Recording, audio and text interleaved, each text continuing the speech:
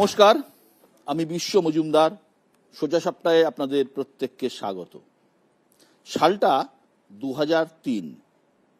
দেশ জুড়ে মুক্তি পেয়েছিল মুন্না ভাই MBBS, আর দেশ জুড়ে চর্চার কেন্দ্রে উঠে এসেছিল একটি শব্দ, গান্ধীগিরি। এই 2024-এ ভোটের বাংলার চর্চায় একটাই নাম, দেবগিরি। জয় শ্রীরাম বললে তিনি জড়িয়ে ধরেন, ভোটের প্রচারে গিয়ে প্রতিপক্ষের প্রশংসা করেন, তার সমালোচনা রেয়াত করে না নিজের দলকেও। সত্যি কি তিনি ব্যতিক্রমী, নাকি সবটাই আসলে অভিনয়? তৃণমূল কি একটু বেশি নরম তাদের অভিনেতা সাংসদের প্রতি? আর ঘাটার মাস্টার প্ল্যান, সেটা কি শুধুই কথার কথা? প্রশ্ন অনেক, উত্তর দেবেন যিনি, তিনি আমার সামনে। সোজা সাপটা দেব। দেব, নিউজ 18 বাংলায় সোজা সাপটায় আপনাকে স্বাগত। থ্যাংক ইউ বিশ্বদা, থ্যাংক ইউ সো মাচ।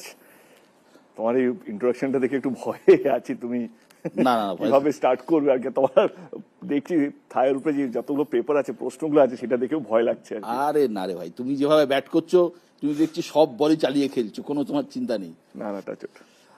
দেব, আজকাল রাজনীতি মানেই কুকথা, সীমানা ছাড়ানো আক্রমণ, কটাক্ষ, প্রতিপক্ষকে ব্যঙ্গ। সেই রাজনীতিতে আপনি ব্যতিক্রমী। দেব কি এমন নেতাই হতে চেয়েছিলেন? আমি বিশ্বদা একটা কথা বলি, আমি যেহেতু তোমাকে আমি অনেক দিন ধরে চিনি, আমার মুখ থেকে আপনি আপনি আসবে না। যতই তুমি আপনি আপনি করো, আমি ওই অভিনয়টা করতে পারবো না। ঠিক আছে, তাহলে চলো, যদি আমাকে তুমি বলো তাহলে আমাদের কথা বলতে সহজ হবে, মনে হবে আমি নিজের লোকের সাথে কথা বলছি। বিশ্বদা, মানে কি বলি, মানে এইটা আমি কোথাও পুরোপুরি নেতাদেরকেও দোষ দেব না। কারণ যবে থেকে আমি রাজনীতিতে এসছি, আমি যে কুকথা শুনিনি, ভালো কথা শুনেছি সবসময়, তা নয়। কিন্তু আমি 2014 থেকেই কুকথা শুনে শুনে অভ্যেস দিয়ে যাচ্ছে, বিরোধী দলকে চোর বলতে হবে, এই করতে হবে, সেই করতে হবে, তো বলে এসছে। এবং আমি পুরোপুরি দোষ নেতাদেরকেও দেবো না, কারণ এটা বলে বলে ওরা জিতে এসছে। জেতার যে সাহসটা, যে জানে কি এইটা বললে আমি জিতবো, যত বলবো তত বেশি ভোট পাবো, যত বলবো তত বেশি হাততালি পাবো, যত বলবো তত বেশি হেডলাইনে আসবো। আজকে আমার মনে হয় কুকথা বলার চলনটাই হয়েছে যবে থেকে এতগুলো নিউজ চ্যানেল হয়েছে, এবং জানে কুকথা বললেই আমি হেডলাইনে থাকবো। এমনি প্রচারে আমি সারাদিন আমি যদি প্রচার করি এই গরমের মধ্যে, আমি খুব কম হলেও আমি 200টা লোককে ছুতে পারবো। নেতাদের কথা বলছি, যদি বিশাল আয়োজন, বাস না পাঠিয়ে জোর করে লোক না আনানো হয়, তাহলে একটা নেতা, পলিটিক্যাল নেতা, সে খুব বেশি হলো 200 থেকে 500 লোকের সঙ্গে আলাপ বা কথা বলতে পারবে, বা তাদের কথা শুনতে পারবে। তাও জোর করে আনা, জোর করে, সবটাই জোর করে না, বাট আছে কিছু কিছু নেতা আছে, তাকে মানুষ সত্যি ভালোবাসে। সব দলেই আছে, আবার আমি এটা বলবো না শুধু আমার দলে আছে বা না, সব দলেও আছে। আজ কিন্তু বেশিরভাগ এই যে 200 থেকে 300 লোকের কাছে পৌঁছচ্ছে, কিন্তু সেটা তাদের কাজ হচ্ছে না, কিন্তু তাকে বিশাল বড় একটা লোকের কাছে পৌঁছতে হবে।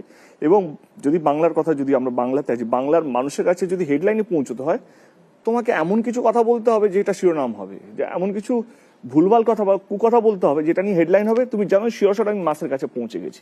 তো দোষটা শুধু নেতাদের নয়, তোমাদের মতন এইটার সাংবাদিক যাদের হাতে ওই পাওয়ারটা আছে, কোনটা হেডলাইনে দেবো, কোনটা হেডলাইনে দেবো না। এবং আমি টিআরপি বা টাকার জন্য ব্যবসাটা করব না। এবারে কম্পিটিশন এমন একটা জায়গা চলে গেছে, সোশ্যাল মিডিয়াও আছে। সোশ্যাল মিডিয়া না, সত্যি কথা বলতে গেলে সোশ্যাল মিডিয়া আজকে কোনো ইম্পর্টেন্স নেই, মানে তাদের কোনো তো নাম থাকে না। সোশ্যাল মিডিয়া একটা সোসাইটি, কিন্তু বিশ্বদের একটা নাম আছে, নিউজ 18 একটা ব্র্যান্ড। এই ব্র্যান্ডটাকে লোকে বিশ্বাস করে।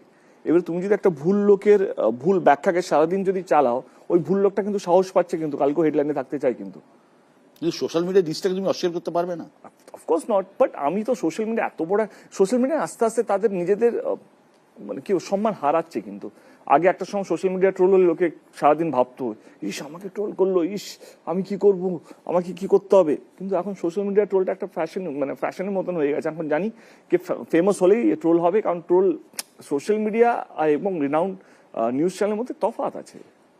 সোশ্যাল মিডিয়াকে আমরা কাউন্টার করতে পারবো না, সোশ্যাল মিডিয়া যত দিন যাচ্ছে এত খারাপ হচ্ছে। কিন্তু নিউজ 18-এর মতন, আমি তোমার চ্যানেলটা বলছি না, আমি জেনারেল বলছি, নিউজ চ্যানেল না, আমাদের কোথাও একটা তো মাপকাঠি থাকে, কোথাও একটা আমাদের লক্ষণ রেখা থাকে। শুধু নেতাদের নয় এবং ভোটারদেরকেও বলবো, তারা ভোট দিয়ে দিয়ে সেই নেতাদের সাহস বাড়িয়েছে। নিউজ চ্যানেলগুলো সেই নেতাদেরকে এতবার দেখিয়েছে, কেউ যদি বলে ডাকাতানি, কেউ বলে চরম চরম, সেগুলোকে এতবার ফোকাস করে দেখিয়েছে। তারা জানে কালকে আমাকে হেডলাইন আসতে গেলে মঞ্চ থেকে এমন কথা বলতে হবে, তবে আবার বিশ্বদাস সেটাকে নিয়ে সন্ধ্যে 9টার সময় একটা চর্চা বসবে, ডিবেট বসবে। আমার মা এটাকে দাঙ্গল বলে আমার বাবা দেখে, মা কিছুতেই সহ্য করতে পারে না নিউজ চ্যানেল, বাবা একদম নিউজ চ্যানেল দেখে। মা বলে কি করে এরা, কুকুর বিড়ালের মতো কেউ কারো কথা শুনে চিৎকার করে, এ করে ওকে। আরে আমি যদি একটা ডিবেট করি, ডিবেটটা যখন শেষ হবে তার সলিউশনটা নিয়ে বেরোবো, কিন্তু সলিউশন কেউ দিতে পারে না, লাস্ট অব্দি চিৎকার করে। অ্যাঙ্কার বলে ও আচ্ছা ঠিক আছে, কালকে দেখা হবে আবার 9টার সময়, আবার ঝগড়া চলতে থাকবে। তো আমার মনে হয় পুরোপুরি না এটা একটা সিস্টেম হয়ে গেছে। এই সিস্টেমের মধ্যে তুমি যতটা দোষী, আমি অতটাই দোষী, এবং আমার ভোটাররা অতটাই দোষী। পর্দার হিরোদেব, তুমি কি রাজনীতিরও হিরো হতে চাও? না, আমি রাজনীতিতে ব্যাক বেঞ্চার হতে চাই। কারণ আমার মনে হয় কি, রাজনীতি এমন একটা সাবজেক্ট, তুমি যত সামনে যাবে অত তোমার শত্রু বাড়বে। এবং শত্রু এটা নয় কি বাইরে থেকে আসবে, এটা তোমার নিজের দলেরও শত্রু থাকতে পারে। কারণ কেউ কাউকে ছাপিয়ে গেলে, মানে আমি এটা দেখেছি, মানে তুমি 3বার পরপর যদি ফ্রন্ট পেজে থাকো, তুমি ভেবে নাও তারপর দিন তোমার কপালে দুঃখ আছে। কিন্তু আর দলের লোকের এই পেছনে ছুরি নিয়ে ঘুরছে। ছুরি বলবো না, বাট রাজনীতি না খুব ডিফিকাল্ট একটা সিস্টেম, কিন্তু কেউ কাউকে এগিয়ে যেতে দেয় না। মানে হয় না কি কাঁকড়াও বলবো না, এটা আমার বাংলায় নয়, কিন্তু ভারতবর্ষ জুড়ে আজ অব্দি। আজকে কথার কথা, আজকে ট্রেন উদ্বোধন করছে প্রাইম মিনিস্টার, আমরা রেলওয়ে মিনিস্টারকে দেখতেই পাচ্ছি না। আমি বলছি না শুধু তৃণমূল কথা, ওভারঅল। আর এটা কাউকে দোষও দিচ্ছি না, আমাদের সিস্টেমটা তাই হয়ে গেছে। আজকে হসপিটাল যদি উদ্বোধন করে, প্রাইম মিনিস্টার নাম বলতে চাই, অনেকজন প্রশ্ন কেন আমি প্রাইম মিনিস্টারকে টার্গেট, এটা প্রাইম মিনিস্টারকে টার্গেট করছি না, এটা আমাদের দেশের সিস্টেমটাকে টার্গেট করছি। কে আজকে যদি একটা হসপিটাল উদ্বোধন হয়, সেখানে কিন্তু আমরা হেলথ মিনিস্টারকে দেখতে পাই না, দেখতে পাই কাকে?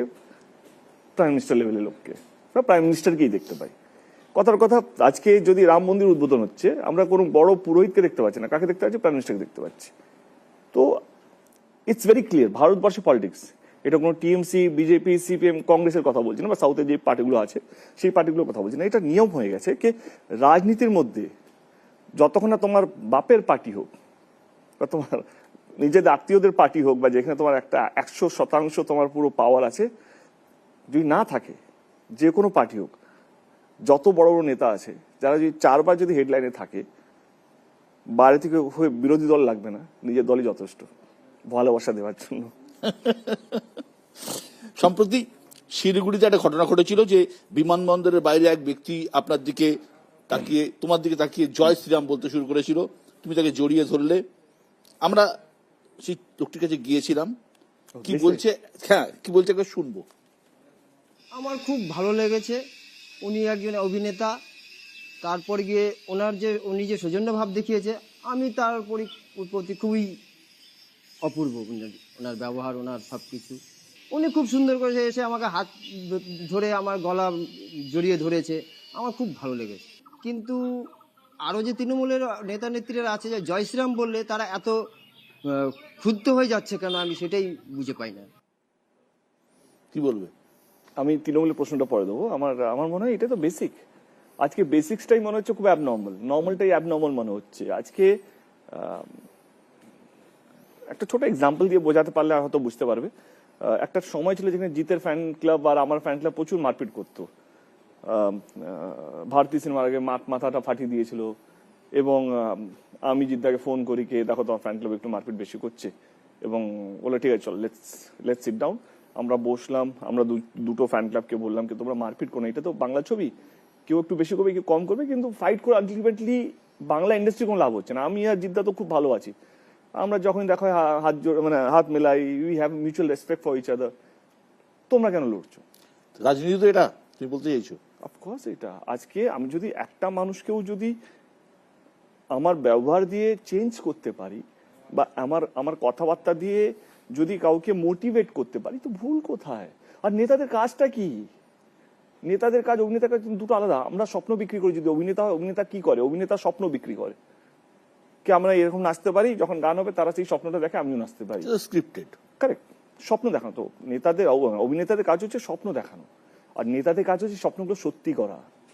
কে আমার বাড়ির সামনে রাস্তাগুলো কবে হবে জানি না, কিন্তু নেতার কাজ হচ্ছে এই স্বপ্নটা সত্যি করা, কেনা এই কাজটা হবে। নেতাদের কাজ হচ্ছে মানুষকে বাঁচিয়ে রাখা, নেতাদের কাজ হচ্ছে মানুষকে ঠিক রাস্তায় নিয়ে যাওয়া, নেতাদের কাজ হচ্ছে এই যে সোসাইটির মধ্যে যে যত বিভ্রান্ত যে জিনিসগুলো হচ্ছে সেইগুলোকে মিটিয়ে সেই মানুষগুলোকে ওইখানে বাঁচিয়ে রাখা। কিন্তু আজকে নেতারা কি করছে? আজকে নেতারা যত বেশি স্লোগান তত বেশি কি বলে সাপ্রেশন, যত বেশি সাপ্রেশন তাদের তত বেশি লাভ। আজকে কেনই বা বলবে জয় শ্রীরাম? আমার প্রশ্ন হচ্ছে কেনই বা বলবে? ধর্মটা কি আমরা জয় শ্রীরাম বলে দুর্গা জয় মা দুর্গা জয় সারা বছর করি? না, আমরা কালীমার ভক্ত, আমি নিজে তারা মায়ের ভক্ত, জয় তারা বলে সারাক্ষণ করবো না। কিন্তু এই লোকটাকে এরকম ভাবে বোঝানো হয়েছে যে টিএমসি কে দেখলে জয় শ্রীরাম বলতে হবে, এখন টিএমসিরাও তাই করছে, বিজেপি কে দেখলে জয় বাংলা বলতে হবে। তো কোথাও যেন না আমার মনে হয় কি নেতারা কোথাও যেন মানুষকে ডিভাইড অ্যান্ড রুল, যেটা ব্রিটিশ করে গেছে, আজকে দিনে ইন্ডিয়ান পলিটিক্স এই ডিভাইড অ্যান্ড রুলে করছে। তাহলে ও আমাকে চেনেই না, আমি ওকে চিনি না, কেন আমাকে জয় শ্রীরাম বলতে গেল? আমরা এয়ারপোর্টে দাঁড়িয়ে আছি, এমন নয় কি মন্দিরে দাঁড়িয়ে আছি, এয়ারপোর্টে দাঁড়িয়ে কেউ জয় শ্রীরাম আমি বলে বলবে, কারণ ওকে এই নেশার মধ্যে আছে। দেখ, কেউ বিজেপি না টিএমসি থেকে কেউ বেরোলেই জয় শ্রীরাম বলতে হবে। এবং আজকে আমিও দেখি জয় বাংলা। এবারে আমি ভাবছি এটা ভুল, সবাই ভুল, এই মানুষগুলো সবাই ভুল। এখানে জয় শ্রীরাম বা জয় বাংলা লড়াইটা হচ্ছে না, এই লড়াইটা হচ্ছে কে মানুষকে ভালো রাখবে, তোমাদেরকে কে ভালো রাখবে। কিন্তু তোমরা নিজেরাই তো ভালো থাকতে চাও না, কারণ তোমরা নিজেরা বুঝতে চাও না, কারণ তোমরা এমন একটা ধর্মের পার্টটা বুঝে নিয়েছো, এমন একটা পলিটিক্যাল পার্টিকে ভেবেছো এই আমার ভগবান, সেটা ভুল। সেই ভগবানটা কিন্তু তোমাদেরকে ইউজ করছে, অধিকারটা বুঝে নিতে পারছে না বলছো। দেব আর দেবের সৌজন্য নিয়ে জনতা কি বলছে একবার শুনি। He is an perfect example of an politician. তো আমার মনে হয় যে কোনোদিনও দেব তোমার নিজের personal life and political life ওখানে এক করেনি। কোনো সময় ভুল ভাল বা উল্টোপাল্টা যে কথা বক্তৃতার সময়, এইটা আমরা কোনো সময় দেখি না দেবকে করতে। একটা সাংসদ হিসেবে শুধু তো সৌজন্যতা দিয়ে চলে না, কারণ তার ব্যর্থতা যেগুলো আছে, ঘাটাল মাস্টার প্ল্যান থেকে শুরু করে আপনার ঘাটাল ডিগ্রি কলেজ থেকে শুরু করে, একটা সাংসদ হিসেবে তার এলাকায় যে উন্নয়নমূলক কাজ করা দরকার আছে, তো সেই ব্যর্থতামূলক জিনিসগুলো ঢাকার জন্যই উনি আজকের এই সৌজন্যগুলো দেখাচ্ছেন। কেউ ধরো মানে বিজেপি করুক কি সিপিএম করুক, যাই করুক, সবারই ডিফারেন্ট ওপিনিয়ন থাকে। অ্যান্ড আমাদের আর যে টিএমসি করছে তাদেরও ডিফারেন্ট ওপিনিয়ন থাকবে। এখানে সবার ওপিনিয়ন আই গেস রেসপেক্ট করা উচিত, যেটা দেব করে। আমি তো বলবো এটা মানে নিজের মানে ব্যর্থতা ঢাকার জন্য একটা নাটকই। কেন কি ওখানে মানে বিলো পভার্টি লাইনে অনেক লোক আছে যার জন্য সে মানে খাটাখাটনি করেনি, সে তো ছিল এতদিন পাওয়ারে। তো মানে কি করেছে কাজ, সে যদি আমরা খুঁজে বের করতে যাই তো মুশকিল থেকে সেগুলো পাওয়া যায়, মানে রেজাল্ট গুলো কিছু নেই। সৌজন্য না নাটক? আমি যখন রাজনীতি আর বুঝতাম না, আমার এখনো মনে আছে কাজ, আমি আমার মনে আছে তোমার রাজনীতিতে আসাটা আমার সামনেই হয়েছিল। তোমার সামনে আমি সেই দিনটার কথা বলবো না, তারপরের দিনগুলোর কথা বলবো, যখন এরা বলছে ধামা চাপা দেওয়ার জন্য সৌজন্য নাটক করছে। আমার এখনো মনে আছে যেদিন আমি যখন শুটিং করছিলাম মিদনাপুরে, তখন যিনি আমার অপোজিটে দাঁড়িয়েছিলেন সন্তোষ রানাজি, তার বাড়িতে আমি গেছিলাম তার আশীর্বাদ নেওয়ার জন্য। তিনি আমার প্রতিপক্ষ ছিলেন, তিনি আমার প্রতিদ্বন্দ্বী ছিলেন তখন। কিন্তু তখন তো আমি জানতাম না কি আমি ধামাচাপা দেওয়ার জন্য যাচ্ছি। সৌজন্য না এমনি আসে না, মানে তুমি অভিনয়টা এমন একটা জিনিস যেটা সারাক্ষণ তুমি করতে পারবে না, এক না একদিন খুলবে সেই মুখোশটা। আমার 10 বছর হয়ে গেছে, এবং এটা সৌজন্য কেনই বা বলা হবে? একটা মিনিমাম রেসপেক্ট দেওয়াটা একটা খুব বড় ব্যাপার, গান্ধীগিরি। আজকে তোমাকে আমি বললাম, আমি আপনি করে বলতে পারবো না, তুমি করে বললে আমি মন খুলে কথা বলতে পারবো, একদম। এটা কি অভিনয়? না না, ঠিক। এটা কি সৌজন্য?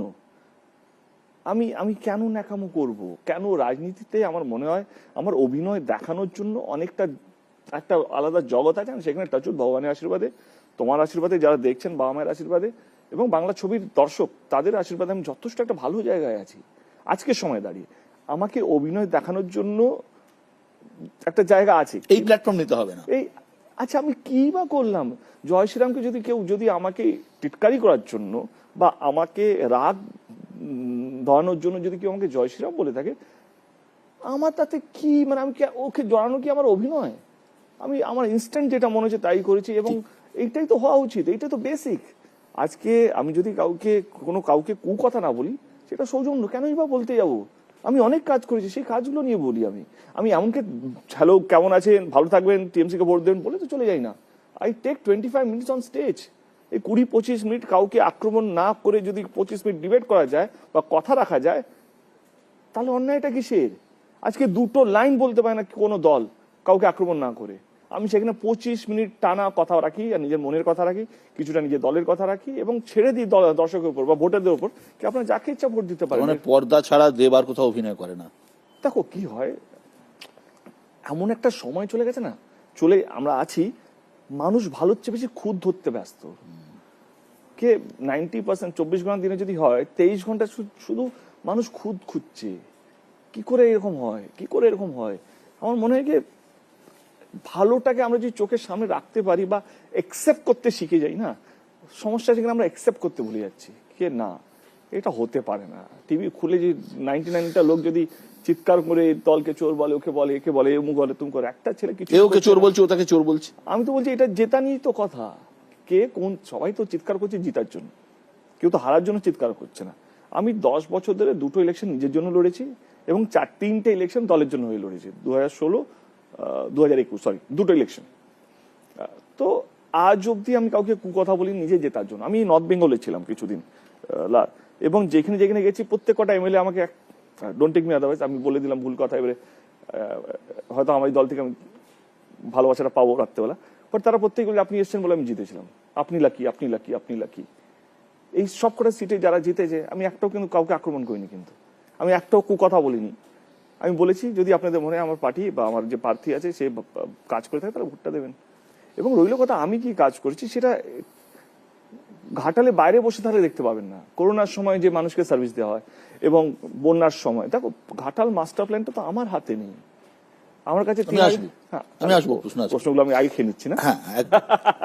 মাই লাস্ট ডে ইন পার্লামেন্ট, সংসদে আমার শেষ দিন, সোশ্যাল মিডিয়ায় লিখলো দেব। সবাই বুঝলো এবার রাজনীতি থেকে বিদায় চাইছে দেব। আবার প্রার্থী হলে কেন, কিসের টানে? তুমি এই কথাগুলো রাখবে, একটা এই শব্দ এখন থেকে একটি শব্দ এডিট হবে না, এডিট হবে না তো? পাক্কা? 2 বছর আগে আমি তোমাকেই বলেছিলাম, মনে আছে?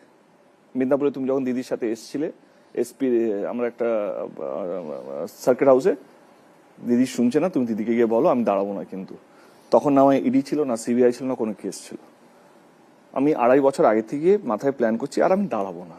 কারণ এই এত কুকথা রাজনীতির মধ্যে আই ফিল মিসফিট, কি আমি কোথাও যেন আই এম নট হ্যাপি। এবং দিদিকে বলার চেষ্টা করছি, দিদি শোনেননি। ইনফ্যাক্ট লাস্ট ইয়ার কালী পুজো তো তুমি ছিলে তখন, আমি দিদির সঙ্গে 40 মিনিট কথা বলেছি, আর দিদি ভাবো করছে। তারপরে দিদি জানে আমি যেদিন আমি বললাম তার 2 দিন আগে দিদির সঙ্গে লিটারালি আমার ঝগড়া হয়েছে। মানে দিদির সঙ্গে ঝগড়া করা যায়, এটা এখন অস্বীকার করে লাভ নেই, কারণ দিদি এতটাই কাছের মানুষ, এতটাই ভালো মানুষ। এই জন্য আমার মনে হয় দিদি যতদিন বাঁচবে রাজ্যের মুখ্যমন্ত্রী হয়ে থাকবে। কারণ দিদির যে আবেগটা, দিদি যেভাবে মানুষের সঙ্গে মিশে, যেভাবে মানুষ দিদিকে পেয়েছে, আমার কোথাও যেন মনে হয় সেই জন্য আমার সম্পর্ক দিদির সাথে দিদির সঙ্গে ঝগড়া করতে পারে। মমতাদির মুখ চেয়েই তুমি দাঁড়ালে? দাঁড়ালাম, বাট কিছুটা অন্য কারণও আছে, সেগুলো একটু পার্সোনাল রাগও ছিল আমার, কে আমি না করে কিছু না করে সিবিআইডি দিয়ে দিল আমাকে যাতে আমি বসে যাই। এবং আমার মনে হয় ভালো লোককে বেশি ঘাটতে নেই। আমি তো অলরেডি ডিসাইডেড ছিলাম কি আমি দাঁড়াবো না, কিন্তু যেভাবে আমাকে চক্রান্ত করা হলো সেটাও ছিল, তো সেটাও ভুলেই গেছি। বাট আমার মনে হলো কি বলি, মানে দিদিকে তো দিদি না তো শুনেইনি, দিদি তো নিজেই বলেছে, কেউ দিদি দেব আমাকে বলেছিল ছাড়বে, কেউ যে ছাড়বে ছাড়ুক, আমি ছাড়ছি না। দিদি বলেই দিল কি তোমাকে দাঁড়াতে হবে, এবং তুমি না বললেও আমি তোমার নামটা অ্যানাউন্স করবো। এবং দিদির সঙ্গে না অন্য একটা সম্পর্ক, মানে তুমিও জানো, মানে কোথাও একটা জেদ কাজ করলো, জিডিসিবিআই দিয়ে দিল, আমি কিছু না করবো। রাগ তো হয়েছিল, অস্বীকার করবো না, রাগ হয়েছিল, বা রাগ যে ভুলে গেছি সেটাও নয়, একটা চাপা রাগ তো ভিতরে আছে, এটা সারা জীবনই থাকবে। ট্রোল বলছে, এটাই তো ট্রোল। গরু চুরি আমি জানি না লোকগুলোকে কে কি কেন চিনি না, বাট এখনো শুনতে হয়। বাট ঠিক আছে, মানুষ জানে কি আমি কি করেছি কি করিনি। যতই আমরা চিৎকার করি না কেন মঞ্চে ভোট পাওয়ার জন্য, ভোটে প্রতিদ্বন্দ্বী বা যারা অপোজিশন পার্টি যারা দাঁড়াবে তাকে ছোট করতেই হবে, কিছু নেই, একটা সবুজ একটা ক্লু দিতে পারছে না। এবং সেটা সেটা সেটা অন্য chapter, close chapter for me. But হ্যাঁ, এবং দিদি যখন বললো ঘাটাল মাস্টার প্ল্যানটা আমরা করব, এবং তুমি তো মানুষের কাজ করতে চাও, তুমি তোমাকে নিয়ে একটা কমপ্লেন নেই। সত্যি কথা, গত 10 বছরে আমার এরিয়া থেকে কোনো নেতার আমাকে নিয়ে কোনো কমপ্লেন নেই, বা কোনো দ্বন্দ্বের মধ্যে আমি নেই, কোনো টাকা তোলার মধ্যে আমি নেই, কোনো কিছুর মধ্যে আমি নেই। এবং যতটা পেরেছি কাজ করেছি, সেবা করেছি, এবং নিজের পকেট থেকে টাকা দিয়ে মানুষকে বাঁচানোর চেষ্টা করেছি। করোনার সময় প্রত্যেকটা বাড়িতে খাওয়ার ঠিক। পৌঁছানো থেকে আরম্ভ করে। ঘাটালের লোক কি বলছে শুনবো, তারপর ওর উত্তর নেবো। আমরা সেই ছোটবেলা থেকেই শুনে আসছি Ghatal master plan, Ghatal master plan. হাজার হাজার কোটি টাকার প্রয়োজন, সেটা কি সম্ভব আদৌ রাজ্য সরকারের পক্ষে? আদৌ কি এই মাস্টার প্ল্যান বাস্তবায়িত হবে? আমার আপনাকে বলার যে ঘাটালের মানুষ আপনাকে খুব ভালোবাসে, আপনিও বলেন যে ঘাটাল আপনার কাছে ভালোবাসার জায়গা। তো আপনি যখন ঘাটালের মানুষকে এত ভালোবাসেন, তাহলে আপনি ঘাটাল ছাড়া সিদ্ধান্ত কেন নিয়েছিলেন, বা ভোটে দাঁড়াবেন না এই সিদ্ধান্তটা বা আপনি কেন নিয়েছিলেন? দেব, আপনার কাছে সংসদ না থাকলেও কি আপনি ঘাটালে আসবেন? ঘাটালের লোকজন আরে ঘাটালে আমার নিজের মা, কি বলবো, মা বাড়ি আছে, নিজের দেশের বাড়ি আছে। হ্যাঁ, ঘাটালে তো আমাকে অ্যাজ অ্যান অ্যাক্টর আমাকে শো করতে যেতেই হয়। তো লাস্ট প্রশ্নটা শুরু করলাম। ঘাটাল আমি কোনদিন ভাবিনি নেতা হব বা সাংসদ হব। তো ঘাটাল আমার সেই রকম, আমি একটা খুব ইমোশনাল ছেলেও, তো এমন একটা ইমোশনে ঘাটাল সত্যি আছে যেটা আমি কোনদিন ভাবিনি কি এরকম একটা জিনিস আমার জীবনে হবে। তো ডেফিনেটলি ঘাটাল আমি আমার লাস্ট শেষ নিঃশ্বাসে আমার সঙ্গে চিতাতে নিয়ে যাবো ঘাটাল লোকসভা কেন্দ্রটাকে। রইল কথা ঘাটাল মাস্টার প্ল্যান। দেখো, আমিও দিদিকে একই প্রশ্ন করেছিলাম। দিদি যখন আমাকে কথা দিয়েছিল কে ওই বন্ধ ঘরের মধ্যে, এবং অবশ্য করছিলেন তখন, কে ঘাটাল মাস্টার প্ল্যান রাজ্য সরকার করবে। আমি বললাম আমার কথা কেউ বিশ্বাস করবে না, মানে আমি কে হরিদাস পাল, 2000 কোটি টাকা কোথা থেকে নিয়ে আসবো, 3000 কোটি টাকা কোথা থেকে নিয়ে আসবো। তখন দিদি বলেন কি এটা আমি গিয়ে বলবো, এবং অভিষেকও বলেন কি আমিও গিয়ে এটা মানুষের সামনে রাখবো, রাজ্য সরকার এটা করবে। এবারে তুমি বলো তুমি কাকে বিশ্বাস করবে? হয় প্রধানমন্ত্রীকে এসে বলতে হবে, নাহলে মুখ্যমন্ত্রীকে বলতে হবে। প্রধানমন্ত্রীকে আমি 10 বছর পার্লামেন্টে গিয়ে বাংলায় বলেছি, যদি না বুঝতে পারি ইংলিশে বলেছি, এবং চিঠি পাঠিয়েছি কয়েকবার। আমরা মিটিং করেছি এখানকার জল সম্পদ কেন্দ্রীয় মন্ত্রীর সাথে, তিনিও পাত্তা দেননি। এবং সাংসদ হিসাবে লোকে ভাবে সব পাওয়ার আছে, কিন্তু না, সাংসদ ভগবান তো নয়। এবং ঠিকই বলেছেন, ছোটবেলা থেকে আমরাও শুনে এসেছি ঘাটাল মাস্টার প্ল্যান। এবং যদি আমার আবার দাঁড়ানোতে যদি ঘাটাল মাস্টার প্ল্যান যদি কোনো সরকার করে, এটা যদি বিজেপিও আমাকে প্রস্তাব দিত কে ঠিক আছে টিএমসি না করছে আমরা করবো, কিন্তু কথা দিচ্ছি ঘাটাল মাস্টার প্ল্যান তাহলে আমি করবো, আমি হয়তো সেখানেও দাঁড়িয়ে যেতে পারতাম বিজেপি হয়ে। হ্যাঁ, মানে আমি আজকে ওপেনলি বলছি, কারণ মানুষের কাজ করতে হবে। মানে আমার কাজটা কি? আমি এখানে মানে দলের কে আমি চপিস হয়ে থাকতে চাই না, মানে আমি সত্যি কাজ করতে চাই মানুষের জন্য। যে তোমাকে সেই সুযোগটা দেবে তার হয়ে কাজ করবো। এবং আর আমার রাজনীতি তো একদম পরিষ্কার, আমি কি চাই কি বলতে চাই আমি তো ক্লিয়ার বলছি। আমি তো মানে আমার দাঁড়ানোর একটাই কারণ, কে দিদি সত্যি আমার কথা দিয়েছেন, এবং দিদি কথা শোনেন কে আমি দাঁড়াবো না, এটা দিদিকে আমি 3 বছর ধরে বলে যাচ্ছি, তুমিও তার সাক্ষী, এবং অভিষেকও জানে সেটা। বাট কোথাও মনে হলো কি না, যদি এইবারে যদি কোনোভাবে যদি আমার দাঁড়ানোতে যদি ঘাটাল মাস্টার প্ল্যান সত্যি হয়, তাহলে দেব শুড স্ট্যান্ড। মানে ঘাটাল নিজের কথা না ভেবে, ঘাটাল লোকসভা কেন্দ্রের মানুষের কথা ভেবে। এবং আমি জানতাম যদি আমি হ্যাঁ বলি, তার 3-4 দিনের মধ্যে মেন্টালি প্রিপেয়ার্ড আমার কাছে একটা ইডিসি বা কিছু একটা নোটিশ আসবে। এখন এতটাই প্রেডিক্টেবল হয়ে গেছে না সবকিছু, কে এই তো তুমি যেভাবে বললে যে ঘাটাল মাস্টার প্ল্যান যারা করবে, আমার তো জানেন বিজেপির অফারও চলে আসতে পারে। এইটাই তো মানে প্রবলেমটা হচ্ছে কি, বিজেপি পার্টির সেটা যাদের জানা উচিত, তারা খুব অ্যাগ্রেসিভলি করছে। বাংলা খুব অ্যাগ্রেসিভ নয়, কিন্তু বাঙালিরা মিষ্টি বেশি খায়, তো মাছ মাংস খায়, তো তারা একটু সফট। এবং কোথাও যেন মনে হয় তাদেরকে অ্যাগ্রেশন দিয়ে ভয় দেখিয়ে নিতে পারবে না, মানে তাদেরকে থাকতে হবে, তাদের স্ট্র্যাটেজি চেঞ্জ করতে হবে। মানে সেই জন্য আমি কেন বলছি মমতা ব্যানার্জি জানে কিভাবে মানুষের সঙ্গে মিশতে হয়, মমতা ব্যানার্জি জানে কিভাবে মানুষের সঙ্গে ভালো ব্যবহার করতে হয়। তো আমার মনে হচ্ছে সেইটাই একটা, যদি খুব বড় ডিফারেন্স হলে তাহলে এই ভালোবাসার ডিফারেন্সটাই অভাব কোথাও যেন মনে হয়। দেব, বলা হয় যুদ্ধের ময়দানে না তো বন্ধু থাকে না আত্মীয়। কুরুক্ষেত্রের যুদ্ধ তার সব থেকে বড় প্রমাণ। সেখানে সবাই শত্রু, আর তুমি তো সেই শত্রু শিবিরেই দোস্তি করে বেড়াচ্ছ। জয় শ্রীরাম বলা ছেলেটিকে জড়িয়ে ধরছ, সেটা নয়, বোঝা গেল আরে সৌজন্য। সত্যি আমার তা বলে প্রচারে বেরিয়ে রাজ্য বিজেপি সভাপতি সুকান্ত মজুমদারের প্রশংসা। শুনলে অবাক হবে, আমার বেশি বন্ধু বিজেপিতে আছে দেন টিএমসি। আচ্ছা, হ্যাঁ মানে বাট আমার সিপিএম অনেকগুলো বন্ধু আছে। তার মানে কি আমরা তো যুদ্ধ লড়ছি না। আচ্ছা একটা কথা বলো, তুমি এই চ্যানেলটা চালাচ্ছ বলে অন্য চ্যানেল কি তোমার শত্রু? অন্য চ্যানেল এডিটর কি তোমার শত্রু? না না, ব্যক্তিগত শত্রু হবে কেন, পেশাদার শত্রু অবশ্যই। এবারে কথা, তুমি কি এই চ্যানেলে একজন এডিটর, সঙ্গে সুমন এখানে যদি চলে, তুমি কি তোমার চ্যানেল দেখবো সঙ্গে সুমন দেখবেন না? ওরা একসঙ্গে কোনো মানুষের সঙ্গে নেই, আর কি সুমন দেখবেন? তুমি কি বলছো? কিন্তু তোমরা প্রচার করছো যারা নেগেটিভিটি করছে তাদের। তোমরা নিজেরা লড়ছো না, কিন্তু তোমরা সবাইকে লড়িয়ে রেখেছো। আমি তো বুদ্ধিমান, আমি কেন লড়তে যাব? আমাকে নিয়ে কাজটা কি? দলের জন্য সিট জেতা। একটা সিটও যদি বলে দাও দেবের যে এই কথাতে দেবের যাওয়াতে আমি হেরেছি, আমি রাজনীতিকে ফিল্ম ইন্ডাস্ট্রি ছেড়ে দেবো। আজকে তোমরাও লড়াচ্ছ না কাউকে, তোমরা তোমাদের চ্যানেলে কোনো এডিটের সঙ্গে তোমরা কোনোদিন তোমাদের চ্যানেলকে ইউজ করছো না তাকে ছোট করার জন্য, কিন্তু যারা লড়াই করছে তাদেরকে তোমার চ্যানেল দেখা আরো টিআরপি সোশ্যাল মিডিয়া এটা নিয়ে কমেন্ট পড়ো। এই কমেন্ট কি এসছে, ওইটা তো হেভি ছিল, ঠিক আছে ওইটা হেভি ছিল, আর একটা জম্পেশ একটা প্রশ্ন বার করতো, চল। এবারে কি হচ্ছে, সবাই লড়াতে ব্যস্ত। একটা মানুষ চেষ্টা করছে কি ভাই এখানে লড়াই করে কোনো লাভ নেই, আমরা লড়াই, যে জিতবে সে লড়াই করার জন্য বর্ডারে যাচ্ছে না, কিন্তু সে এখানে ভালোবাসা বিক্রি করবে। তারপরে সে যদি নিজে ভালোবাসার কথা না বলতে পারে তো মানুষকে ভালোবাসা কি দেবে? তো মানুষকে চেঞ্জ হতে হবে, ভোটারদেরকে চেঞ্জ হতে হবে। সুকান্তের সাথে বন্ধুত্ব আছে এমনিতেই? এমনি আছে, অনেকের সাথে আছে। আমার হিরণের সাথেও আছে। আমার হিরণ তো আমার চ্যাম্প ছবিতে গেস্ট অ্যাপিয়ারেন্স করেছে। হিরণ তো তোমাকে ব্যক্তিগত আক্রমণ করছে। তাতে কি হয়েছে? ও ভেবেছে এটা বলে ও জিতবে। এবারে সবাই জিততে চায়।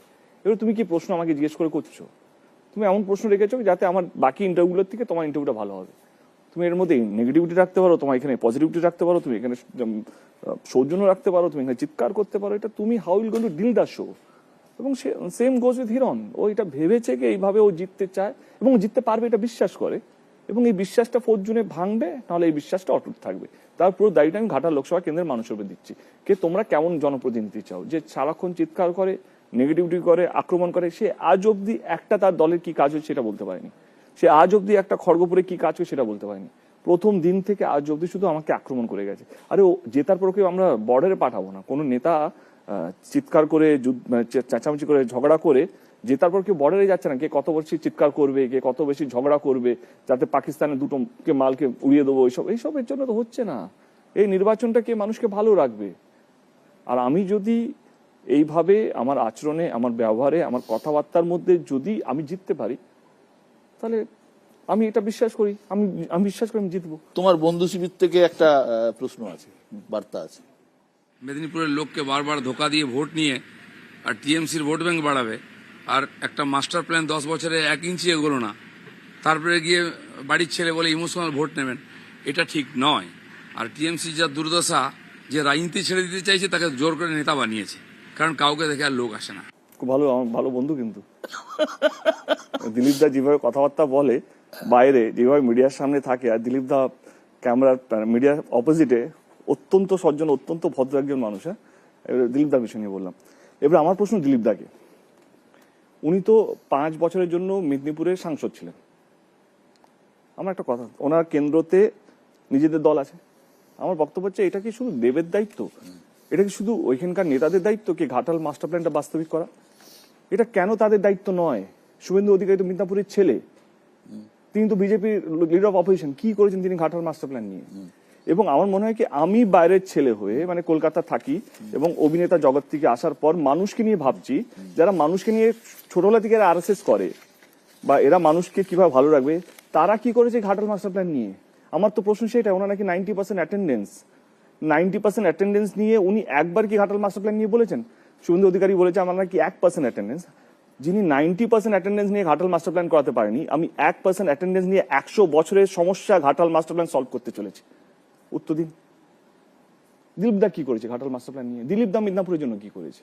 উনি তো ঘাটালের মিদনাপুরের সাংসদ, মিদনাপুরের সাংসদ, কেন্দ্র সরকারের বিশাল বড় নেতা, একটা সময় স্টেট প্রেসিডেন্ট ছিলেন, একটা সময় বিজেপি যে 18টা সিট জিতেছিল তার চাণক্য ছিলেন।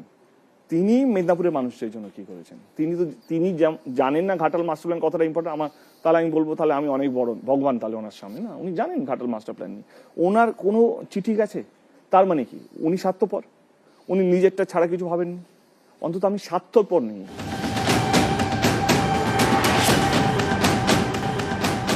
সম্প্রতি তৃণমূলের তোমারই এক সতীর্থ কাঞ্চন মল্লিকের সাথে একটা ঘটনা ঘটেছিল, তাকে প্রচারের গাড়ি থেকে নামিয়ে দেওয়া হয়, কারণটা তার ব্যক্তিগত জীবনের সঙ্গে যুক্ত। তুমি প্রকাশ্যে কাঞ্চনের পাশে দাঁড়িয়েছো, তোমার কি দরকার ছিল এসব ঝামেলার মধ্যে পড়া, কেন করলে? দলটা আমারও অনেক রক্ত গেছে, আমারও অনেক ক্যারিয়ার প্রাইম টাইম আমি দলকে দিয়েছি। আমি যদি ভাবি এই দলটা শুধু অভিষেক আর মমতা ব্যানার্জি, তাহলে আমি ভুল ভাবছি। এই দলটা ওই বুথ লেভেলে কর্মী, সে পুরো বাংলায় যারা জুড়ে আছে, যারা হয়তো দেওয়াল লেখন করে বা বুথের এজেন্ট, এই দলটা অতটা তাদেরও যতটা মমতা ব্যানার্জি ততটা অভিষেকের। দলটা অতটাই আমার। এবারে আমি যদি চোখের সামনে আমার মনে হয়েছে এই সিচুয়েশনটাকে অন্যভাবে হ্যান্ডেল করা যেতে পারতো, এবারে আমি যদি সেই সিচুয়েশনটাকে হ্যান্ডেল করতে পারি, তাহলে আমাকে দিদি বা দাদার পারমিশন লাগবে না। ওই সিচুয়েশনটা ফোনে বলা যেতে পারতো, ওই সিচুয়েশনটা অন্য কাউকে দিয়ে বলা যেতে পারতো। আমি বলছি না কে ঠিক কে ভুল, আমি যা দেখেছি আমার মনে হয়েছে এই সিচুয়েশনটাকে কল্যাণ বন্দ্যোপাধ্যায় না করলেই পারতেন, অন্যভাবে হ্যান্ডেল করতে পারতো। এবং কাঞ্চন আমার খুব ভালো বন্ধু, আমি বিরোধী দলের নেতাদেরকে স্টেজ থেকে বলতে পারি তাহলে যারা আমার নিজের বন্ধু তাকে নিয়ে আমি কেন সাপোর্ট করবো না? তাহলে দেবকে তাহলে চিনতে ভুল হচ্ছে মানুষের। যার সাহস থাকে যে বিরোধী দলের নেতাকে মানে সবারই সামনে বলতে পারে আমার বন্ধু, তার নিজের বন্ধুর সঙ্গে যদি কিছু খারাপ হয় তাহলে কি করতে পারে তাদের কোনো ধারণা নেই। শুনি তো কি বলছে তোমার বন্ধু। হ্যালো ছোট ভাই তোমাকে আমার একটাই প্রশ্ন। এখন যে কোনো লোককে যদি জিজ্ঞেস করা হয়, মানে ইয়াং জেনারেশনকে, ভাই তুমি কি হবে, বড় হয়ে কি হতে চাও, সে বলে ডাক্তার হতে চাই, ইঞ্জিনিয়ার হতে চাই,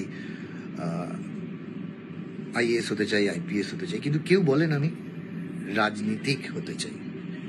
রাজনৈতিক মানুষ হওয়া এখনকার সময় একজন ইয়ং জেনারেশনের ছেলে যদি হতে চায়, তাকে তুমি কি বলবে? ও খুব ফ্রাস্ট্রেটেড মনে হচ্ছে। কে? কাঞ্চন? না ফুল মুড়ে আছে, ভালো আছে।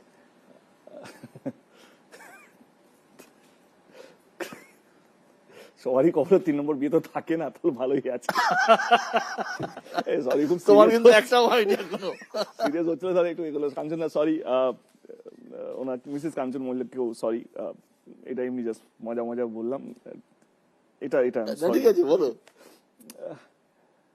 এটাও সত্যি কি আমাদের কাছে এক্সাম্পল আছে কে আইডিয়াল বলে, কে দেব হব, এতগুলো গান আছে, ফাইট আছে, এই ডাক্তার হব, বাঁচাবো মানুষকে, বাঁচাবো, ইঞ্জিনিয়ার হব, কে কিছু একটা নতুন আবিষ্কার করবো, আইআইটিতে পড়াশোনা করলে বিদেশে চাকরি পাবো, সব এক্সাম্পল সেট। কিন্তু যত দিন গেছে, যত সময় গেছে, পলিটিক্স এক্সাম্পল অত ডিটোরিয়েট হতে গেছে। There is no good spoke person. যাকে আমি শুনেছি সিদ্ধার্থ শঙ্কর রায়ের ভাষণ শুনতে যাওয়া হতো, জ্যোতিবাবুর ভাষণ শুনতো লোকে, মানে বিরোধী দলের ছাত্ররা এসেও, মানে তখন ওরা, আমি শুনেছি এরকম হয়েছে 70s 80s আর্লি 90s ভাষণ শুনতে লোকে যেত, যেই আইডিওলজিতে ওরা বিশ্বাস করতো তার বাইরে। সোমনাথ চ্যাটার্জি, ভূপেশ গুপ্ত, বিখ্যাত নাম ছিলেন, জ্যোতির্ময় বাবু সব ছিলেন। সেই জায়গা থেকে যত সময় গেছে এক্সাম্পল গুলো ডিটোরিয়েট হতে গেছে। সেই জন্য আজকের সময় দাঁড়িয়ে পলিটিক্সটা একটা খারাপ ভাষা। তুমি আমার সঙ্গে পলিটিক্স করছো, পলিটিক্সটা এই জায়গায় নেমেছে, মানে কোনো খারাপ হলে তুমি বলছো তুই সালা আমার সঙ্গে ড্যাশ করলি, তার মানে তুই সালা আমার সঙ্গে পলিটিক্স করলি, এই জায়গায় নেমে এসছে। এটা যে আমি জানি না তার, এটা তাহলে এটা অস্বীকার করবো, আমিও জানি। কিন্তু আমি আরেকটা জিনিসও বিশ্বাস করি, কে এক্সাম্পল নেই বলে এক্সাম্পল সেট করা যাবে না, এটা আমি বিশ্বাস করি না।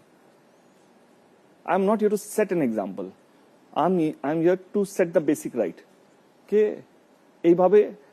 এইভাবেও রাজনীতি করা যেতে পারে। তো সেই জায়গা থেকে if I can do it, তো আমার মনে আজকে নয়, ইতিহাস মনে রাখবে কে এরকম একটা ছেলে ছিল যে জেতার জন্য নয় বা দলকে খুশি করার জন্য নয়, মানুষকে ভালো রাখার জন্য, মানুষের মধ্যে একটা ঠিক বার্তা দেওয়ার জন্য সে রাজনীতিটা করেছে, এবং আমি সেইভাবেই থাকতে চাই। এইখানেই প্রশ্নটা আসছে, তোমার সৌজন্য, তোমার ভালো মানুষই, এগুলি দেখতে ভালো লাগে, এবং আদর্শ আচরণবিধির মতো এগুলো আদর্শ রাজনৈতিক বিধিও হওয়া উচিত তোমার কথা অনুযায়ী। এ নিয়েও কোনো আমার মধ্যে সন্দেহ নেই। কিন্তু এর জন্য তো তোমার দলেই নানা সমস্যা হচ্ছে। কুণাল ঘোষের মতো কেউ তো প্রকাশ্যে অভিযোগ করছে তুমি দলকে ছোট করে নিজেকে মহান প্রতিপন্ন করছো, এবং তারা তো প্রকাশ্যেই ক্ষোভ জানাচ্ছে।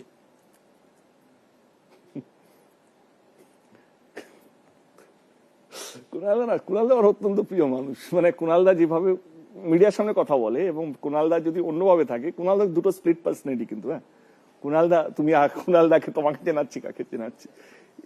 অনেকগুলো নেতা না, তারা যেমন দেখায় তারা নয় কিন্তু সেরকম, যতটা হার্ড দেখায় বা যতটা নিজেদেরকে খারাপ লোকে ভাবে, মানে প্রকাশ্য তো বলেছেন। আসছি, সেখানে আসছি আমি। তোমাকে বুঝতে হবে মানুষটা কি, আর মানুষটা কেন এই কথাগুলো বললো। এইবারে কেমন যেন শুনতে লাগবে, বাট ঠিক আছে, কুণালদা অত্যন্ত প্রিয় মানুষ আমার, এবং কুণালদা ডেফিনেটলি, কুণালদা একটা আছে, কুণালদা একটা নর্থ কলকাতা নিয়ে একটা সমস্যা আছে, কে ওনার একটা সুদীপ বন্দ্যোপাধ্যায়ের সাথে একটা কিছু একটা আছে, যেটা ভালোবাসা আছে, অতিরিক্ত ভালোবাসা আছে, এটা বারেবার তিনি হয়েছেন, এটা প্রকাশ্যে হয়েছে, প্রকাশ্যে নয়, সামহাও এটা ওনার ব্যক্তিগত এজেন্ডাকে উনি পলিটিক্যাল এজেন্ডা বানাতে চাইছেন, এবং আমি সেটার মধ্যে ঢুকতে চাইছি। আমি যা দেখলাম সেটা নিয়ে করতে গেছি, এবং উনি রক্তদান শিবিরে গেছেন, সেখানে গিয়ে বলেছেন যা যা বলার, তারপরে দলনার সঙ্গে যা যা করেছে, এবং তারপরে দেবকে যে আক্রমণটা করলো, দল থেকে ওই যে মুখপাত্র থেকে বার করে দেওয়ার পর তিনি সে কথাগুলো বলতে শুরু করলেন, তার আগে কিন্তু বলতেন না, তাই তো? এইবারে আমার বক্তব্য হচ্ছে, দেব যদি বাইরে থেকে কথা দেব যদি সুকান্ত মজুমদারকে নিয়ে যদি ভালো কথা বলে, কিন্তু তার 25 মিনিট পর আমি কিন্তু দলে নিয়ে কথা বলেছি, একটা লাইন সুকান্ত মজুমদারকে নিয়ে বলেছিলাম, কে ওনাকে শুভেচ্ছা, একটা লাইন বলতে পারি, কিন্তু 25 মিনিট ধরে কিন্তু দলে নিয়ে বলেছিলাম, এবং আমি এটা বলেছিলাম, আমি এখনো বলছি বিপ্লব দা এখান থেকে জিতছে, আমার কোথাও যেন মনে হয় এইটা সৌজন্য। গদ্দার শব্দের দোষ কি আছে? আমি তো দোষ বলিনি, ভুল কি আছে? তো ভুল প্রশ্নটাকে ভুল জায়গায় ইউজ করা হয়েছে। তোমার গদ্দার শব্দটা কেমন লাগে? আমার গদ্দার শব্দটা ভালো লাগে না, আমার তার মানে তুমি গদ্দার বলছো সেটা ভুল নয়, কিন্তু তুমি যদি আমাকে তোমার গদ্দার শব্দটা কেমন লাগে, আমার গদ্দার শব্দটা ভালো লাগে না, কারণ আমি শান্তি রাজনীতি চাই। আমি যে রাজনীতিটা করি সেই রাজনীতির মধ্যে গদ্দার, ডাকাত রানী এইসব নেই। এবার তুমি যদি বলো কি আমি বলছি কি মমতা ব্যানার্জি ভুল বলছে বা অন্যরা ভুল বলছে, না আমি আমার ওই যোগ্যতা নেই যে তাকে ভুল প্রমাণ করার জন্য, এবং আমি এইটা বলছি না তারা ভুল আমি একমাত্র ঠিক, না না না না, প্রশ্নটাকে ভুলভাবে ব্যাখ্যা করা হয়েছে এবং ভুলভাবে বলা হচ্ছে। আমি এটা একদম বলিনি যে মমতা ব্যানার্জি ভুল বলছে, বা আমি এটা বলছি না কি প্রধানমন্ত্রী ভুল বলছে, আমি এইটা বলেছি তুমি কেন আক্রমণ করো না, তোমার গদ্দার শব্দ বলতে কোথায়, খেলা তোমার পছন্দ না, আমার পছন্দ না, আমার পছন্দ, আরে আশ্চর্য, তোমার সব পছন্দ আমার পছন্দ হতে হবে, বা আমার সব পছন্দ তোমার পছন্দ হতে হবে না তো। আমি একটা জিনিস সত্যি বিশ্বাস করি কে, আমি জানি এটা কেমন লাগবে শুনতে, বাট আমার মনে হয় কি সাধারণ মানুষের এটা এরকম ভাবেই চলা উচিত, বা এটা প্রত্যেকের লাইফে ফিলসফি হওয়া উচিত, কে যতক্ষণ না তোমার বউ বা তোমার হাজবেন্ড হয়, তোমার সব বন্ধু যখন আমার বন্ধু না, তোমার সব শত্রু আমার শত্রু না। আমি ভালোবাসা দিয়ে বন্ধুত্ব করে যদি মানুষকে ভালো রাখতে পারি, বাঁচাতে পারি, নেতার কাজটা কি? রাজনীতি তুমি শত্রু বানাতে আসোনি না, কেনই বা বানাতে আসো? ঠিক, তুমি হিরো, তুমি সাংসদ, তুমি প্রযোজক, তার থেকেও বড় পরিচয় তুমি সবার প্রিয়। তোমার জন্য অনেক শুভেচ্ছা বার্তা এসেছে আমাদের কাছে। একটাই বলবো যে দেখো, আমার উইশ করার কিছু নেই দেবকে সাধারণ মানুষ উইশ করবে, কারণ ঘাটালের মানুষ ডিসাইড করে ফেলেছে। ও দুবারের এমপি, দুটো টার্মের এমপি, এবং ও যেভাবে মানুষের জন্য ভাবে এবং মানুষের কথা বলে আর কি, এবং আমার মনে হয় দেব হচ্ছে এমন একজন ব্যক্তি সেইগুলোকে এক্সিকিউট করার জন্য এবং সবাইকে নিয়ে চলার জন্য দ্য বেস্ট পার্সন। ও অ্যাজ এ পার্সন খুব ভালো মানুষ, আমার শুভেচ্ছা রইল। হাই দেব, 10 বছর হয়ে গেল তোমার রাজনীতিতে, যদি ফিরে তাকাও তাহলে কি বলবে, কেমন লাগলো, কি এক্সপিরিয়েন্স হলো তোমার এই 10 বছরে, আর নতুন প্রজন্মে যারা রাজনীতিতে আসতে চায় তাদের জন্য তুমি কি বার্তা দেবে? প্রথমে রচনা, কি টিপস রচনার জন্য প্রথমবার নেমেছে? রচনাদিকে আমার মনে হয় কি যেভাবে উনি প্রচার করছেন, ওনার লোকাল লিডাররা মিস ইউজ করছে, উনি আমার মনে হয় কি খুব মিসগাইড করছে, মিসগাইড ইন দ্য সেন্স, মিসগাইডও বলবো না। রচনাদি আমার খুব প্রিয় একজন মানুষ, এবং আমার ক্যারিয়ার শুরু হয়েছে আমার প্রথম নায়িকা হিসাবে, এবং রচনাদি আমার মনে হয় কি ভালো জননেত্রী হবে, সেই ক্ষমতা ওনার আছে, এবং ওনাকে শুভেচ্ছা। রচনাদি ফাইট টাফ এখানটা হুগলিতে, বাট কোথাও যেন আমার মনে হয় কি হুগলির মানুষ এবারে এবার একটু অন্যরকম ভাবা উচিত। আমার লকেট দিয়ে আমার খুব কাছের, এবং 2-4 জন আছে যাদের সঙ্গে আমি কথা বলতে ভয় পাই না, সেখানে তার মধ্যে লকেট দিয়েও আছে। বাট কোথাও যেন আমার মনে হয় কি এবারে হুগলির রায়টা একটু অন্য হবে। কেন বলছো লোকাল লিডাররা মিসইউজ করছে? আমি যেভাবে সোশ্যাল মিডিয়াতে ওনার ভিডিওগুলো দেখেছি, আমার মনে হয় কি যারা এক্সপিরিয়েন্স হয় সেভাবে মিসইউজ না করলেই পারতো। আমি নিজেও বলেছি, তুমি সব জায়গায় খেতে নেমে যাচ্ছ, কি করছো, সব লিডাররা নামাচ্ছে এরকম ভাবে, কি করবো, বাড়িতে খেতে চলে যাওয়া লিডাররা করছে। আমার সেইগুলো আমার মনে হয় কি আজকে আর দিনে এই সবাই যেভাবে করছে, কেউ রান্না করতে চলে যাচ্ছে, এগুলো না, এগুলো পুরোটাই ভোটের গিমিক। মানে আমি নিজেও তো নেতা হয়ে বলছি, আমার প্রধান ছবিতে এটা আমি দেখিয়েছি, মানে এটা না খুব চোখে লাগে আর কি। এই যে তুমি প্রচার করছো বিভিন্ন জায়গায়, তো দুর্নীতিটা একটা বড় ইস্যু শুনতে হচ্ছে, তো অফকোর্স হচ্ছে। দেখো কি হয়, দুর্নীতি না শুধু বাংলার ইস্যু না, ভারতবর্ষে ইস্যু হয়ে গেছে। এখন যে যত বড় চোর সে তত বড় পোস্টে আছে। আমরা কিছুদিন আগে অজিত পাওয়ারের স্ত্রীর নামে দেখলাম 70,000 কোটি টাকার একটা স্ক্যাম, ব্যাংকের স্ক্যাম, সেটা ক্লিন চিট পেয়ে গেছেন। অ্যান্ড ওনার হাজব্যান্ড এখন ডেপুটি চিফ মিনিস্টার। আসামে তো চিফ মিনিস্টারই হয়ে আছেন, যিনি সারদা কেসে তার নাম আছেন, যিনি চিফ মিনিস্টার আসামে। এবং অফকোর্স আমাদের দলেও আছে পার্থদার নাম, যেহেতু আমরা সবাই জানি। কেষ্টর এখন এতে আছে, জেলে আছে। আমার মনে হয় কি সমস্ত দলকে, এটা কোনো দলেরও দোষ না। মানুষ যদি তাদেরকে ভোট দেয় তাহলে দল তো নেবেই। আজকে কথার কথা কি আছে, আজকে যদি মানুষ যদি শিক্ষিত লোক বা ভালো লোককে ভোট যদি না দেয়, বা যাদের না শিক্ষিত আসছে না কেউ, ভয়ে আসছে না কেউ, এবারে আমি যদি 2-4টে সাহস জাগাতে পারি, কিনা ভালো লোকে তো কোনো চাপ নেই, আপনি যদি ভালো থাকেন ইডিসি কিছু করবেন না, জোর করে আপনাকে অ্যারেস্ট করতে পারে না। কারণ আমি হচ্ছে বিগেস্ট এক্সাম্পল চোর এখন অবধি, কে ওই ভয়টা রাখবেন না কি আপনি এলেই ইডি সিবিআই বা লোকাল, না না না, ওরাও জানে কে চোর কে চোর নয়। ওরা অতটাই সম্মান দেবে যতটা তোমার পাওয়ার যোগ্য আছে। এই যে শিক্ষা দুর্নীতি নিয়ে এত কথা হচ্ছে, কোথাও তো শুনতে হচ্ছে প্রচারে গিয়ে। অফকোর্স হচ্ছে, মানে এটা খারাপ তো কেন, মানে দেশের বেসিক্সটাই হচ্ছে শিক্ষা। এবং যতদিন না আমাদের দেশে শিক্ষা ঠিক হবে, ততদিন আমাদের দেশে উন্নতি হবে না। আজকে উত্তরপ্রদেশে একটা খালি পরীক্ষা হচ্ছে, খালি পেপারে জয় শ্রীরাম দিয়ে দিচ্ছে, 50% মার্কস পেয়ে যাচ্ছে। এখনো জয় বাংলা দিচ্ছে। কোথায় যাচ্ছি আমরা? মানে আমি কোনো দলকে ছোট বা কোনো দলকে বড় করার জন্য না, আমি এটাও বলছি শুধু এটা বাংলায় নয়, ভারতবর্ষ জুড়ে হচ্ছে। কিন্তু আজকে যদি কেউ দল বলে কে না, যদি সিপিএম বলে না না না, তাদের দলও 34 বছর যখন ছিল তাদের দলও ছিল। দেব সন্দেশখালী নিয়ে বিরাট হইচই হলো, তারপর একটা ভিডিও বেরোলো স্টিং অপারেশনে যে সন্দেশখালীটা সাজানো, কি বলবে? দেখো রাজনীতি এমন একটা জায়গায় নেমে গেছে জেতার জন্য যে কোনো দল যা ইচ্ছা তাই করতে পারে। আমার একটাই হাত জোর করে সবাইকে অনুরোধ, আমাদের দেশ জুড়ে কে যখনই কোনো পলিটিক্যালি কেউ একটা ইস্যুকে ইনফ্লুয়েন্স করতে গেছে, সবাই লাভ হয়েছে, শুধু লসটা হয়েছে সেখানকার মানুষের। সন্দেশখালী নিয়ে যেভাবে শুরু হয়েছিল, এবং কালকে যখন আমরা সবাই পুরো বাংলা দেখেছে যে সবকটা ভিডিও, তখন মনে হচ্ছিল কি সাজানো। আমার প্রথম দিন থেকে মনে হচ্ছিল এই ইস্যুটা ক্রিয়েটেড একটা ইস্যু, বাট যা হয় তথ্য আমাদের সঙ্গে নেই, আমরা কিছু বলতে পারবো না। তো কোথাও যেন আজকে যেই তথ্যগুলো আস্তে আস্তে করে বেরোচ্ছে, এবং আমার এটাই মনে হয় কি পুরো দেশ জুড়ে যত কটা ইস্যু আছে, যদি ইস্যু যদি রিয়েল হয়, তাহলে কোনো পলিটিক্যাল এজেন্ডা মানে কোনো পলিটিক্যাল লিডারকে তার মধ্যে ঢুকতে দেওয়া উচিতই না। কারণ তারা তোমাদের আগুনে তারা তাদের রুটি সেকে নিজেরা খেয়ে পেট ভর্তি করে ঘুমোবে, তোমরা সেই আগুনে জ্বলতে থাকবে। দেব একটু অন্যদিকে আসি। তুমি অন্যদিকে আছো? হ্যাঁ অন্যদিকে আসছি। আমার দিকে তো নেই। হ্যাঁ তোমার দিকে আছি। তোমার বাংলা উচ্চারণ নিয়ে অনেক কথা হয়, অনেকে ব্যঙ্গ করেন, কিন্তু তোমার স্টারডম নিয়ে, তোমার জনপ্রিয়তা নিয়ে, আমারই বাংলা উচ্চারণ নিয়ে জনপ্রিয়তা নিয়ে কোনো কথা হতে পারে না। তা সত্ত্বেও এইসব কথা শুনলে কখনো মন খারাপ হয় না? না গো, আমি খুব পজিটিভ একটা মানুষ, একদমই না। কারণ মানুষ আজকে 24 ঘন্টার মধ্যে 23 ঘন্টা খুঁজতেই বসে থাকে আর কি। তার মানে 23 ঘন্টা তো আমাকে দিয়েছে, তার মানে সত্যি আমাকে ভালোবাসে। মানে এতটা ভালোবাসা আমার বাবা মাও দেয় না যতটা ওরা দেয় আর কি। তুমি বাংলা সিনেমার জনপ্রিয় নায়ক, কিন্তু একটা কথা বলো তো, সুপারস্টার বলতে যা বোঝায় যার নামে হলে দর্শক আসে, সেই নায়কের সংখ্যা কি দিনকে দিন কমছে? এটা বাংলায় নয়, ভারতবর্ষ জুড়ে হচ্ছে। কারণ সুপারস্টার সত্যি তৈরি হতো সিঙ্গেল স্ক্রিনে, যেখানে হল যখনই গান চলতো সিট ভাঙা হতো, চিৎকার হতো, চেঁচামেচি হতো, পয়সা হতো, দুধ মানে কাটআউটের উপরে দুধ দেওয়া হতো। এখন মাল্টিপ্লেক্স কালচারের মধ্যে সেই একটু ভদ্র সমাজ হয়ে গেছে আর কি।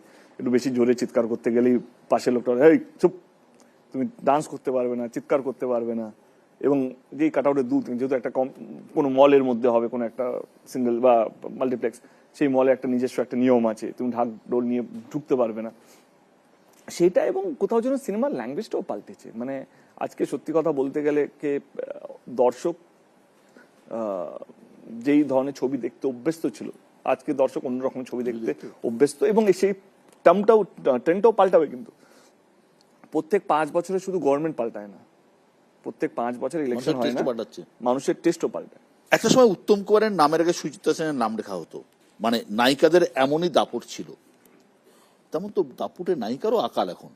অনেস্টলি স্পিকিং আমাদের বাংলায় সত্যি খুব ভালো ভালো ট্যালেন্টেড নায়িকারা আছে, কিন্তু তাদের জন্য স্ক্রিপ্ট লেখা হয় না।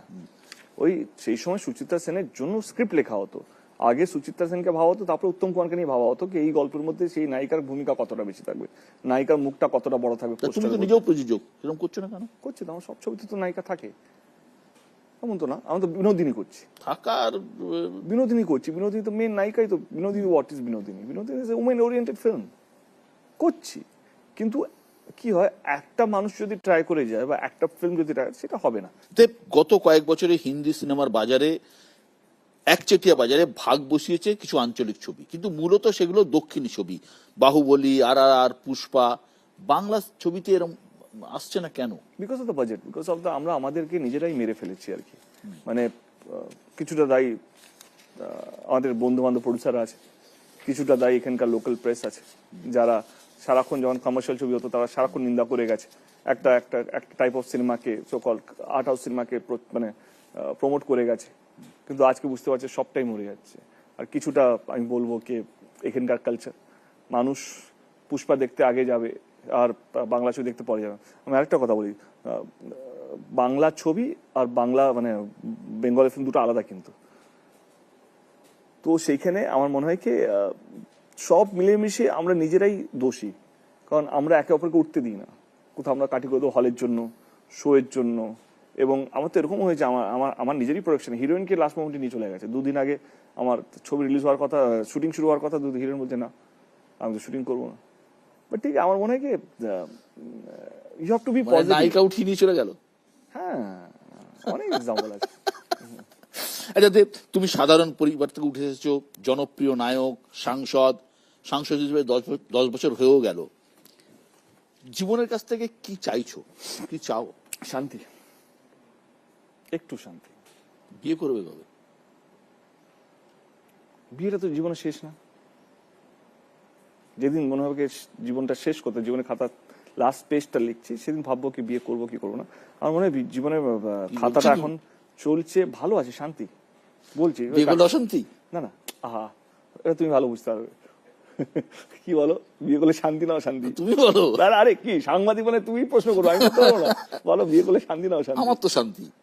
ওইটা কি বলেছে আগের দিনে যেটা বলছে সেটা বলো। বলো বলো বলো, নাহলে আজকে বাড়িতে ঢুকতে পারবে না। না না, আমি আমি আমি আমি committed, I am very happy in my life, এবং সবাই জানে আমি কার সঙ্গে কমিটেড। এবং আমার মনে হয় এটা আমার ইচ্ছের উপর ডিপেন্ড করে না। আমার মনে হয় তারও যখন ইচ্ছে হবে বিয়ে করার জন্য, সেও মানে it's has to be mutual for both of us. এই প্রচারে বেরিয়ে তোমার তো মহিলা ফ্যান ফলোইং সাংঘাতিক। এই লোকের মানে মহিলাদের আঁচড়েই তো হাত ভরে যাচ্ছে বলছে লোকজন। ভর্তি আছে, হ্যাঁ। বাট এগুলো ঠিক আছে, এগুলো আমার সবকটা আঙুলে ব্যথা, মানে মানে মানে একটু এম করলে ব্যথা শুরু হয়ে যাবে।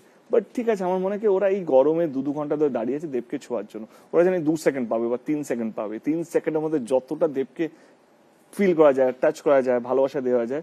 এবং আমার মনে হয় এটাও তো কপাল, এটাও তো ভালোবাসা, এটাও মানে এই যে দিনের শুরুতে বা শেষে যখন কথা বলছিলাম একটু আগে, এই যে যেখানে যাচ্ছি এখনো মানুষ দাঁড়িয়ে আছে। আমি তো আমার টিম বলছে কি 2019-এর থেকে বেশি ভিড় এখন পাচ্ছি, মানে আমি যেখানে যেখানে যাচ্ছি।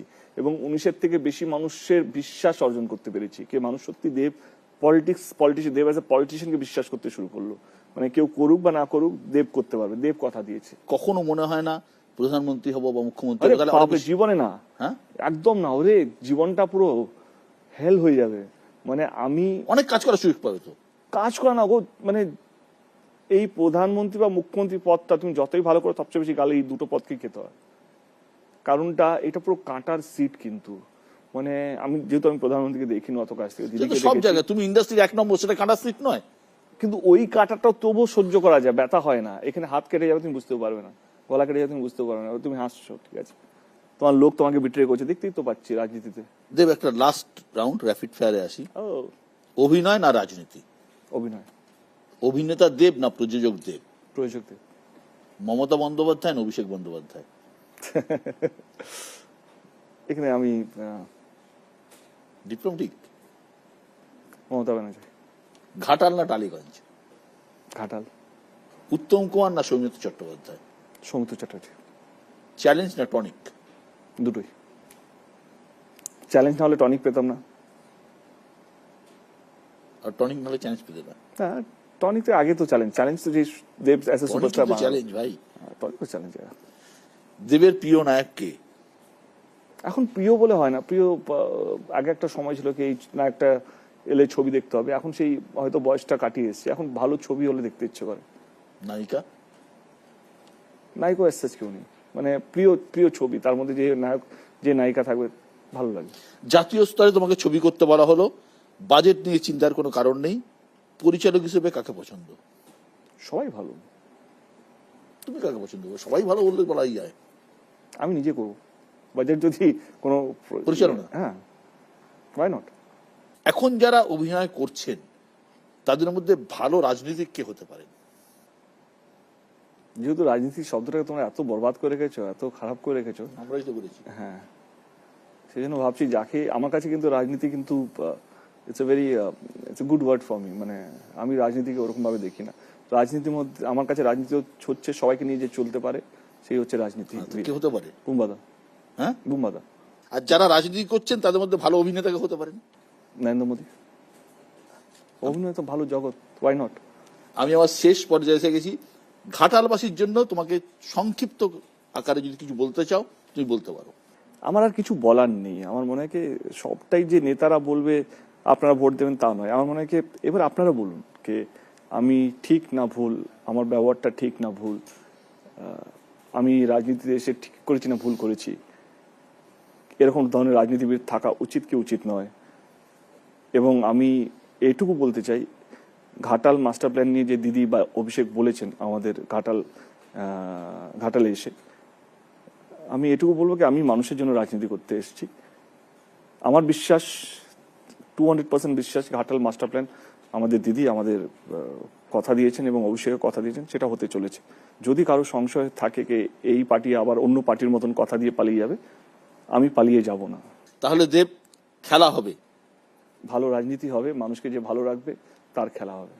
অনেক অনেক ধন্যবাদ দেব, আমাদের সময় দেওয়ার জন্য অনেক অনেক ধন্যবাদ। ভালো থেকো, সুস্থ থেকো। থ্যাংক ইউ বিশ্বদা, থ্যাংক ইউ সো মাচ। আচ্ছা, একটা প্রশ্ন, তুমি উইক পড়ো না কেন?